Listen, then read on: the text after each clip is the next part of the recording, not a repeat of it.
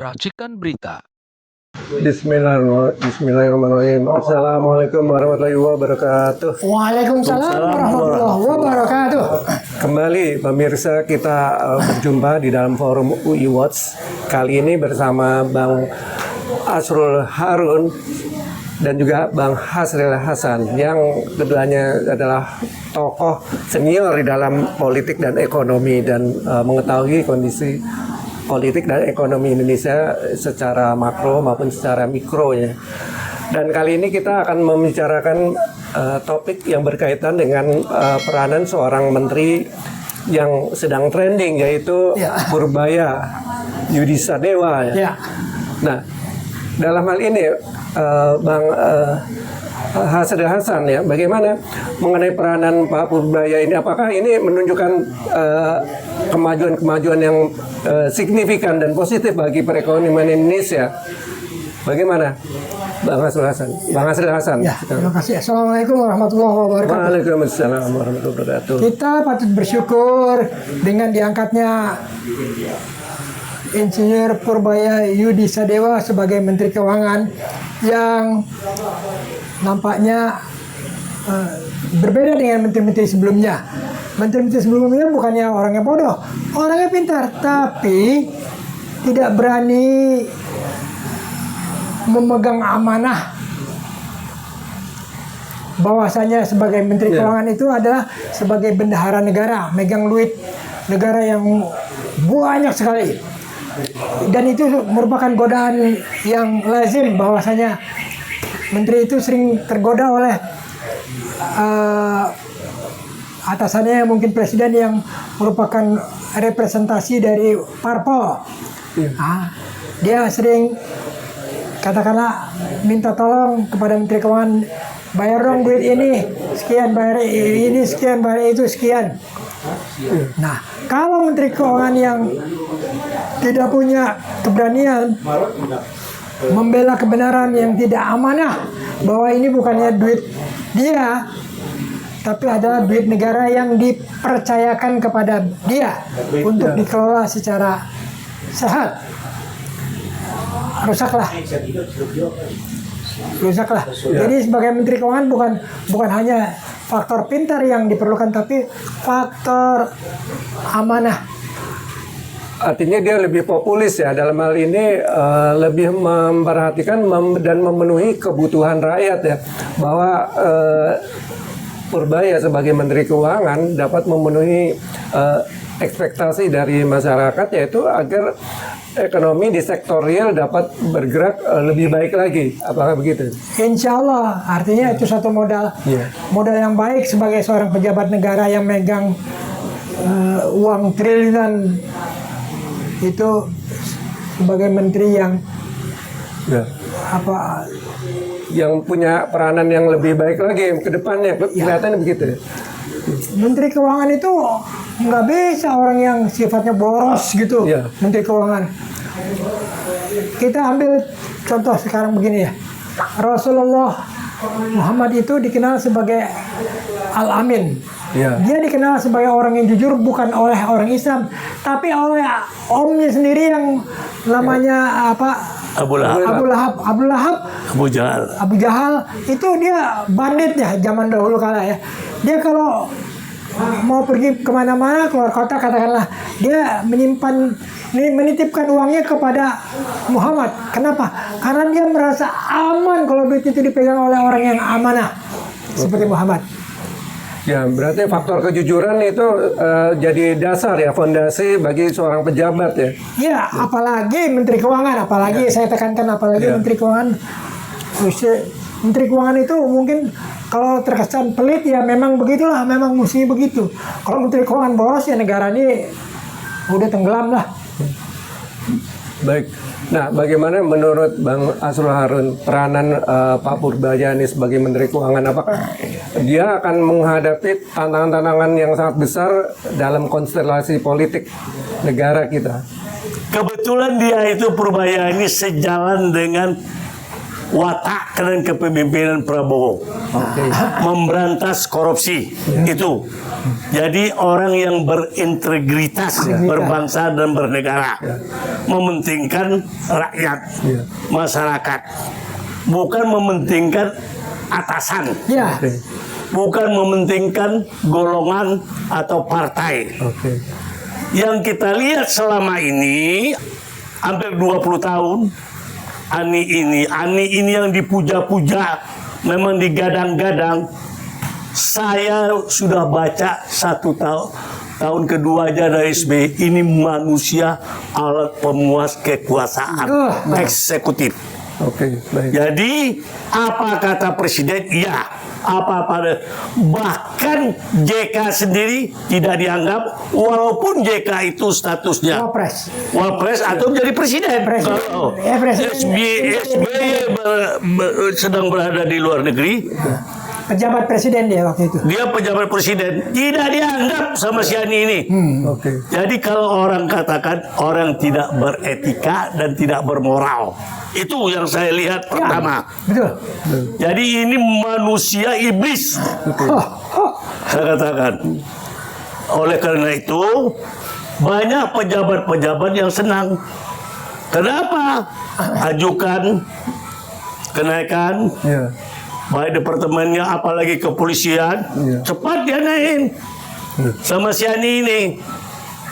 Oleh karena itu, dia itu dipuja oleh para pejabat baik pun dan konglomerat yang mementingkan golongannya sendiri ya.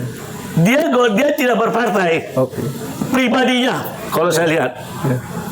Kalau dia punya partai, ketahuan partainya apa.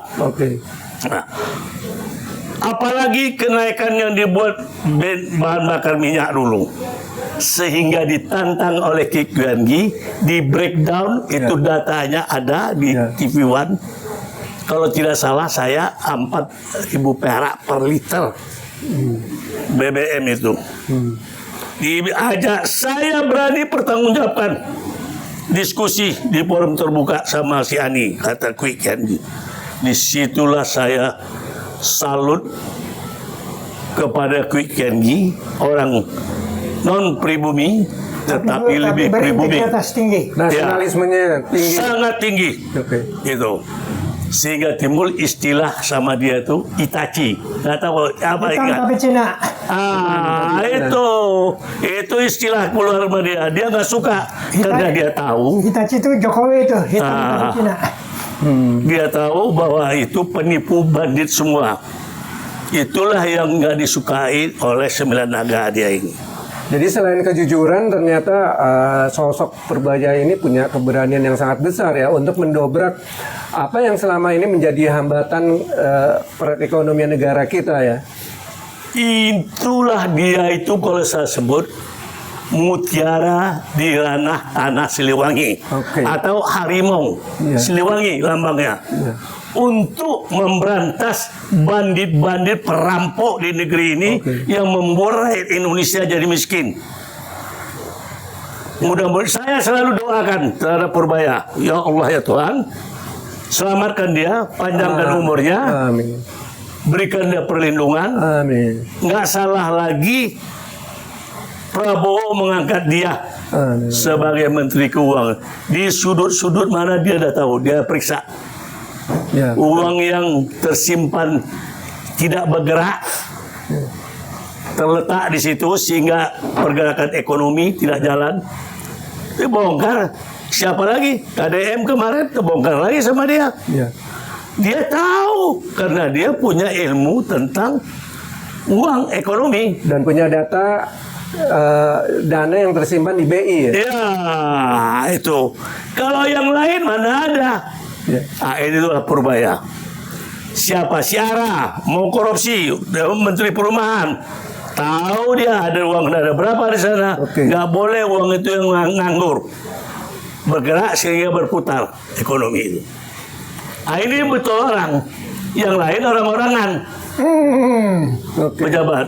Mudah-mudahan dia dipanjangkan umur, dilindungin, berjalan seperti apa yang kita harapkan. Dan informasinya juga kan yang beredar bahwa dia mendapatkan ancaman-ancaman atau teror-teror ya atas tindakannya yang berani tersebut ya. Nah bahkan beritanya sampai dia dibantu untuk dijaga rumahnya dengan kesatuan polisi militer ya. Nah ini bagaimana melihat ini Pak? Oh iya, karena itu mafia bandit yang untuk merampok negara ini, dia selalu berusaha menghancurkan Purbaya ini supaya tercapai targetnya. Baik. Jadi oleh karena itu ancaman-ancaman itu dia sudah diproteksi oleh presiden dan dia sudah mengatakan dia tidak takut terhadap ancaman-ancaman itu. Karena biasa di backup oleh RI1 ya. di backup. Jadi orang bandit dan pencoleng memanipulasi ini memang nggak suka sama dia. Ya, baik. Biasa itu. Nah, untung mentalnya kuat Purbaya ini. Jadi dia benar-benar Bekerja untuk rakyat ya. bekerja. Muncul dari Jawa Barat ini seorang tokoh seperti harimau. Itulah harimau Siliwangi, lambang Siliwangi. Mudah-mudahan Luar biasa. Mudah-mudahan ya luar biasa dia. Nah, Ya. kembali ke Bang Hasril Hasan ya. Nah ini kan ada temuan ya dari Pak Purbaya mengenai uang yang tersimpan ratusan triliun di Ya. BI ya. Ya. Juga dari Pemprov atau Pemda. Ini sebenarnya arahnya kemana ya dari Pak Purbaya ini dengan temuan ini? Apakah itu akan kembali dialirkan melalui bank-bank, melalui UMKM atau bagaimana? Menurut Bang Hasril Hasan. Kalau memang ternyata setelah diperiksa untuk uang tidak bertuan, katakanlah uang yang mungkin berasal dari korupsi, lebih baik diambil aja oleh negara dan diinvestasikan di sektor real supaya ekonomi Indonesia bergerak. Jadi saya sangat mendorong Pak Purbaya itu kalau mau lebih sukses lagi harus masuk ke sektor real, harus men-encourage, mendorong sektor real supaya lebih bergairah, karena dia pernah mengatakan kan, dia pernah ngeledek ini Pak kok dia ada joke apa, dibilang Pak SBY kok cuma nyanyi-nyanyi aja, kok pertumbuhan ekonominya 7%. Ya. Jokowi yang kelihatannya kerja keras Untuk infrastruktur ya. tahu dia 5%. pertumbuhannya cuma 5%. Bahkan di bawah pernah di bawah 5% ya. Itu kenapa? Karena Jokowi itu memilih sektor real, tapi sektor real yang salah. Iya. Sebetulnya yang sekarang ini yang sangat terbuka untuk sektor real untuk digenjot yaitu pertanian. Pertanian prioritas ya. Pertanian prioritas. Jadi ada dua sasaran. Kalau pertanian itu diperbaiki dengan reformasi pertanian, maka pendapatan masyarakat akan tinggi dan postur APBN kita akan menguat. Iya. Pendapatan nasional akan meningkat bisa di atas 5%. Prioritas selanjutnya apa selain pertanian? Apakah habis itu energi ataukah energi yang sudah di depan mata ini kan tahun 2023 itu ditemukan cadangan minyak raksasa di Nanggrawacaya Darussalam 7,3 miliar barrel. Itu kalau dinilai dengan uang 7,3 miliar dolar.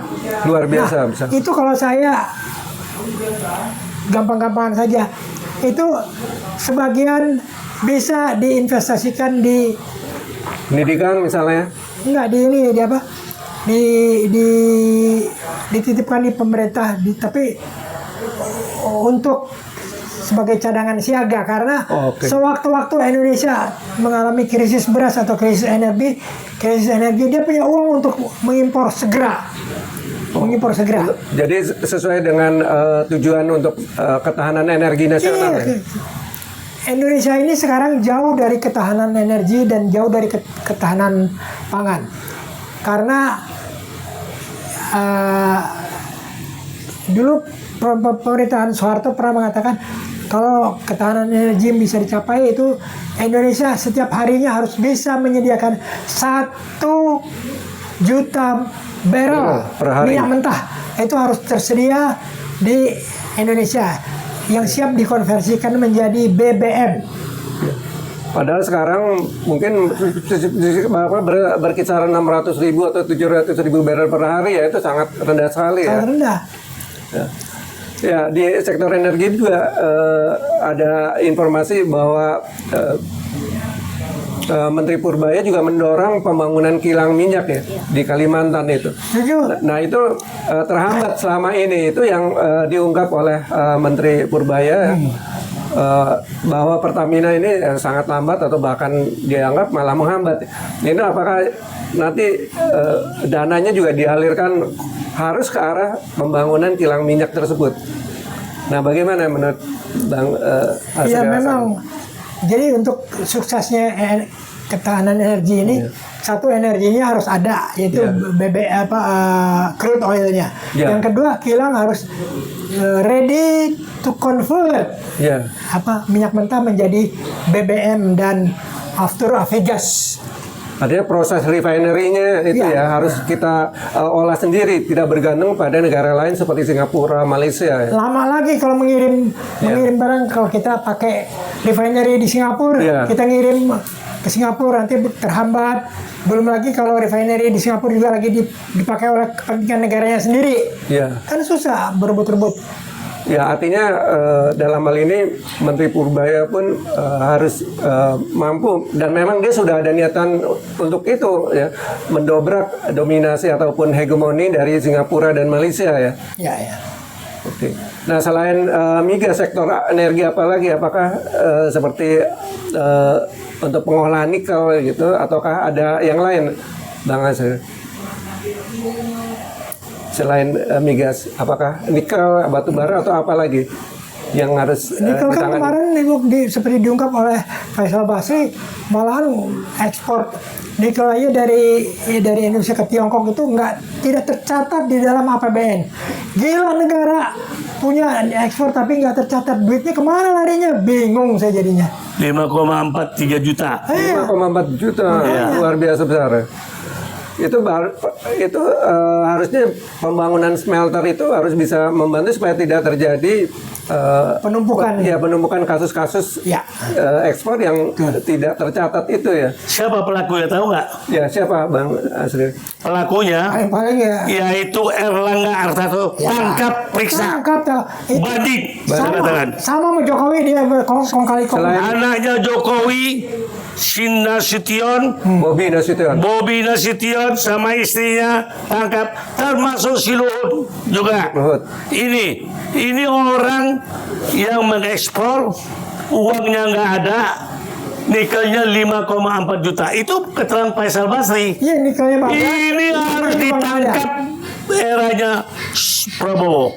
Tangkap, periksa, ambil uang sita. Ini nggak manusia, ini adalah Dracula, penghisap darah rakyat Indonesia. Ya, tidak heran Purbaya akhirnya diancam ya, ada yang menteror dia. Oh iya, itu udah jelas. Sudah mengarah, orang-orangnya siapa yang korup ya. Makanya ditempatkan tentara menjaganya itu. Tapi Prabowo jangan, harus berlaku efisien, praktis, simpel. Tangkap. Periksa. Tangkap Jokowi. Masuk Jokowi itulah biang keroknya di Republik ini. Presiden, saya heran. Apalagi dia dikatakan Raja Jawa. Saya aja sakit hati. Mau saya mencekein si Bahlil itu. Penghinaan terhadap Hamengkubuwono. Di Republik ini Raja Jawa itu Hamengkubuwono. Yaitu daerahnya istimewa Yogyakarta. Raja Jawa sebenarnya. Raja Jawa sebenarnya dia. Tapi dia tidak ada pernah mengaku. Dia berjuang. Ini ada PKI. Dikatakan Raja Jawa sama si Bahlil ini. Ini bukan Raja Jawa, Raja Lenong. Bangsa, saya sakit hati, saya bukan orang Jawa, tapi saya menghormati Hamengkubuwono. Perjuangannya terhadap mempertahankan kemerdekaan ini. Perlu peranan Pak Sultan Hamengkubuwono ke-10 ya untuk bisa membantu pemerintahan Prabowo. Kelihatannya begitu. Bisa. Diminta bisa. Mau dia pasti. Dia pasti mau. Jadi inilah Bahlil ini harus ditangkap, mengadu domba. Mengapa dikatakan tadi saya tertarik terhadap ekonomi ini sehingga tidak produktif 5% kenaikannya? Mengapa? Tahu nggak? Apa itu? Moto orang komunis ini yang saya belajar kelas 1 SMA di Medan dulu, dibuat rakyat susah, miskin, subur lah itu komunis. Itu dibuat. Memang sengaja dibuat seperti itu. Sengaja. Karena Jokowi, bayangkan, keluarga PKI, Kepres berapa? 7 tahun 2023, kalau nggak 27, 2003 dibuat Jokowi. Itu harus dibubarkan Prabowo. Bahwasanya anak-anak PKI ini korban dari TNI. Sama Impres yang dibuat Jokowi. Itu harus sebentar kok. Rubah, batalkan ya. Yang sudah digugat ke Mahkamah Agung sampai sekarang belum selesai untuk dibatalkan. Masa anak-anak PKI ini korban dari TNI? Kasihan lah. TNI ini korban dari musuh komunis itu cuma ada 2. Tahu nggak? Siapa itu? Pertama TNI. Yang kedua Islam. Kedua orang umat Islam. Ayo itu, dua itu. Sekarang anak PKI itu. Memang saya tahu itu desain PKI. Saya berkenalan dengan Lekra, ketua Lekra di Jakarta ini. Bakal akan terjadi nanti karena ini sudah hamil 8 bulan. Jadi tadi disebut-sebut sampai Prabowo menarik atau meminta TNI ikut melindungi pejabat seperti Pak Purbaya. Ini apakah memang ada krisis kepercayaan terhadap kepolisian kita? Oh iya, kalau polisi ini tahu nggak? Tidak bisa dipercaya. Tahun 60 orang tua-tua udah bilang, kalau udah tamat SMA mau jadi apa? Jadi polisi. Jangan kau jadi polisi. Mengapa? Kau disumpahin orang lebih banyak. Karena polisi ini nggak bisa dipercaya. Saya ditipu oleh polisi. Saya angkatan pertama AAK sama Widodo Kapolri. Itu angkatan saya. Itu testing aja, baru testing dan minta duit polisi itu masa di Komda dulu tahun 65. Memang terkenal sangat korup ya. 10 kawan saya, 7 orang bandit, 3 yang jadi dapat bintang 4 Widodo, 1 lagi Ansarum bintang 2, 1 lagi yang namanya Slamet Stopo bintang 1. Nah itu kawan saya 3 ini. Saya tahu benar. Nipu, saya pun ditipu sama kawan saya yang jadi polisi kok. Ada kawan saya bunuh diri di Semarang, kombes pangkatnya. Nah itulah itu. Jadi janganlah. Baik, terima kasih. Berarti kita membutuhkan ya sosok-sosok seperti Purbaya di masa mendatang yang jujur dan berani mendobrak sistem yang korup ini. Baik, akhirnya kita akan lanjutkan lagi di lain kesempatan mengenai masalah-masalah yang terkait dengan perekonomian dan politik negara kita. Veritas, probitas, justitia.